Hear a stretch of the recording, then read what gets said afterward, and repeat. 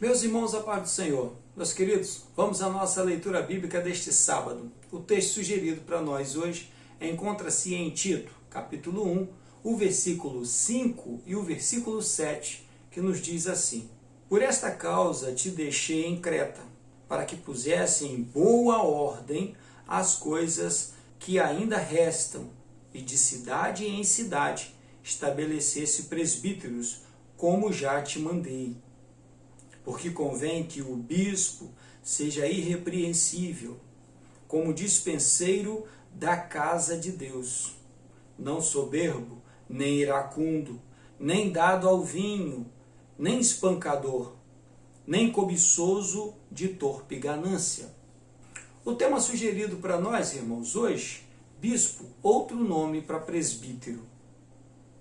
Lembrando sempre que nós estamos estudando a lição de número 11, que traz por título o presbítero, bispo ou ancião.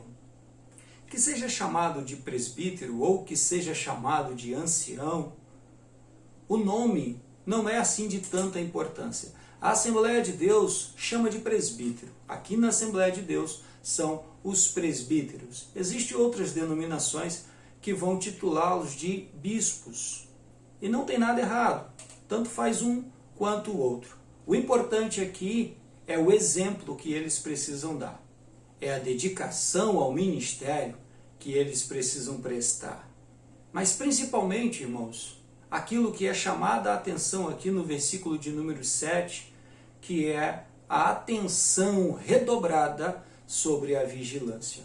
A orientação sobre o que ele não deve ser. Que ele mantenha a vigilância sobre estas coisas.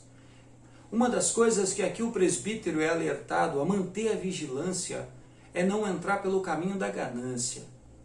É não entrar pela ilusão de achar que dá para ganhar dinheiro com a obra de Deus. Que a obra de Deus agora é causa de lucro, onde eu posso me enriquecer, onde eu posso me tornar um milionário, onde dá para fazer fortuna. Se eu falar aquilo que as pessoas querem ouvir, se eu profetizar aquilo que as pessoas esperam, se eu for exatamente aquilo que as pessoas querem que eu seja, quando na verdade nós temos que ser aquilo que elas precisam e não o que elas querem. Sendo o que elas precisam, nós estaremos seguindo a orientação do nosso Senhor.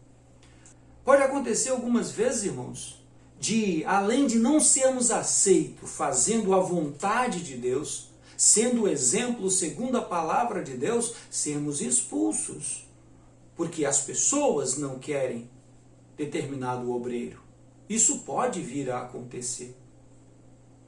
Mas temos que manter a nossa firmeza. Não somos levados pela multidão, somos chamados para conduzir a multidão.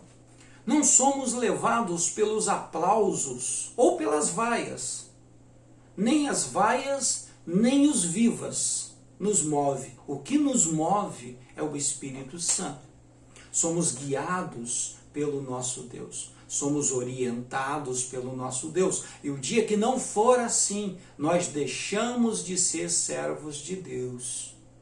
E passamos a ser apenas meros religiosos. Homens que veem na causa de Deus apenas um negócio, um mercado, uma mercadoria a ser vendida. E o Evangelho de Jesus não é isso. O Evangelho de Jesus foi dado de graça e deve continuar assim. Uma preocupação que o apóstolo Paulo tinha ao anunciar a palavra de Deus era de não ser pesado aos irmãos. Isso não significa que um obreiro não deve ser remunerado. Ele deve ser devidamente remunerado. Nem mais, nem menos. Não é para se tornar milionário, mas também não é para levar uma vida miserável. Assim como o obreiro precisa vigiar para não entrar pelo caminho da torpe ganância, também a igreja do Senhor precisa olhar para esse obreiro e ver se de fato ele precisa de alguma coisa e atender naquilo que ele precisa. Eu glorifico ao Senhor, irmãos, porque o Senhor tem cuidado de nós.